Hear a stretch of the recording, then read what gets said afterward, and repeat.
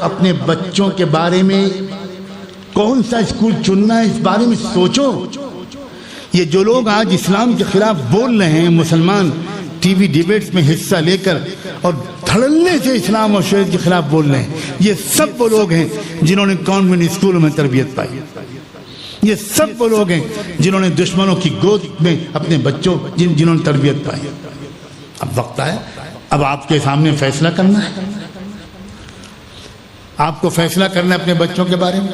اکثر اس میں عورتیں اپنے شوہروں کو گمراہ کرتی ہیں۔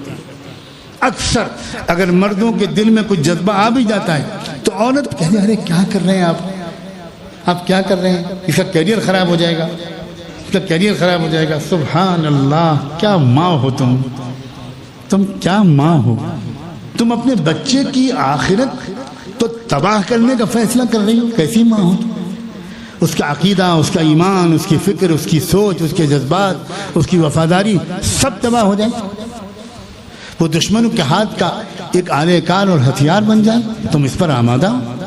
یہ وقت ہے بہت سوچ سمجھ کر فیصلہ کرنے کا۔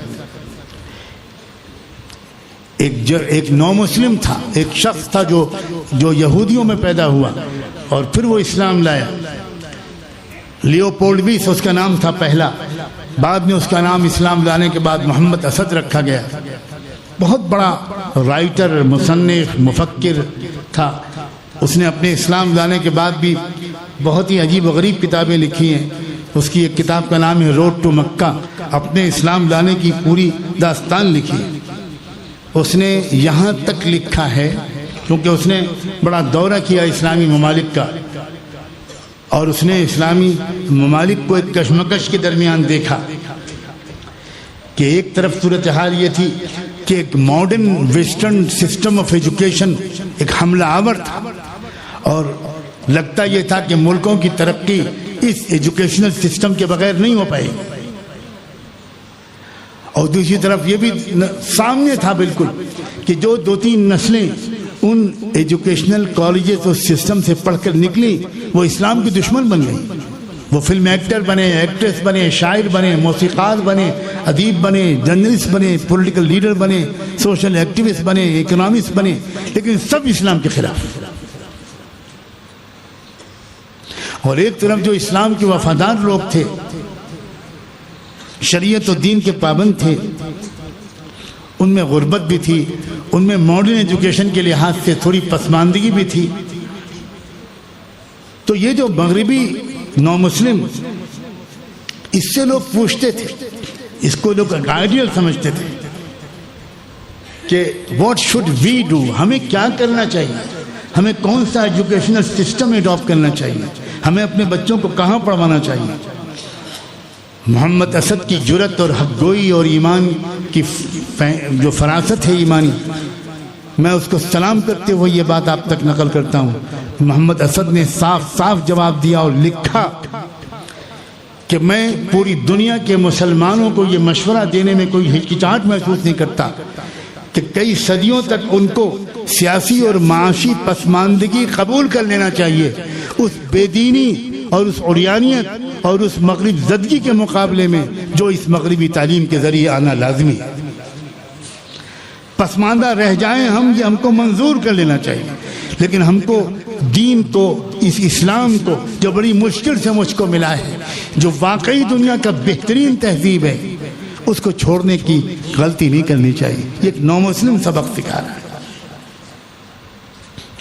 اور ہمارے اچھے خاصے دیندار لوگ، نماز پڑھنے والے، داڑھی کرتا پاجامہ والے، وہ اپنے بچوں کو ڈھکیل رہے ہیں۔ میں بہت اچھی طرح جانتا ہوں اس کی ضرورت کو۔ مشرق و مغرب کے پیمانے گھوم کر آیا ہوں، مغرب کی یونیورسٹیوں میں لیکچرز دے کر آیا ہوں۔ اس کے بعد میں کہتا ہوں، اگر آپ اپنے بچوں کی اسلامی اور ایمانی اور احسانی، ان کی فکری، ان کی عقلی، ان کی روحانی، ان کی ذہنی، ان کی اگر تربیت کے لیے بہت مضبوط انتظام کر سکتے ہیں تب تو آپ بھیجیے اس بچے کو، ورنہ یاد رکھیے آپ نمرود کی آگ میں ڈھکیل رہے ہیں اس کو جو ابراہیم نہیں ہے۔ وہ صحیح سالم وہاں سے نہیں نکلے گا، وہ انگارہ بن کے نکلے گا۔ اور وہ ایسا انگارہ بنے گا جو خود بھی جلے گا اور چاروں طرف کی اسلامی آبادی کو اور اسلامی قدروں کو جلا کے خاک کر دے گا۔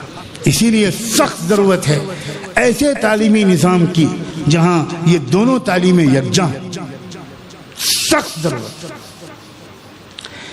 میں کیسے سمجھاؤں کہ یہ وقت کا کتنا اہم کام ہے، کیونکہ بلا شبہ ہم کو جو پولیٹیکل لیڈرز تیار کرنے ہیں، جرنلسٹ تیار کرنے ہیں، پروفیشنل تیار کرنے ہیں، ڈاکٹر اور علماء اور وکلاء اور ججز تیار کرنے ہیں، وہ تیار کرنے ہیں جو حدیث و قرآن کے ماہر ہوں، اسلام کے علم بردار ہوں۔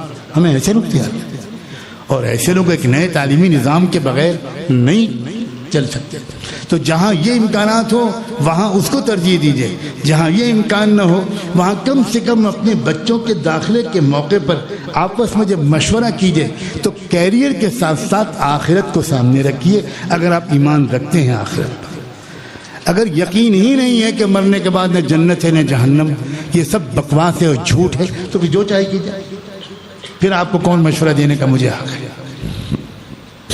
افسوس یہ ہے کہ بچوں کے داخلے سے پہلے مشوروں میں آخرت کہیں نہیں آتی، کوئی پوچھتے ہی نہیں، کبھی نہیں تذکرہ آتا کہ میں کس اسکول میں اپنے بچے کو بھیجوں کہ میرے بچے کی آخرت بچ جائے۔ یہ ہے مسلمان ماں اور باپ کی سوچ۔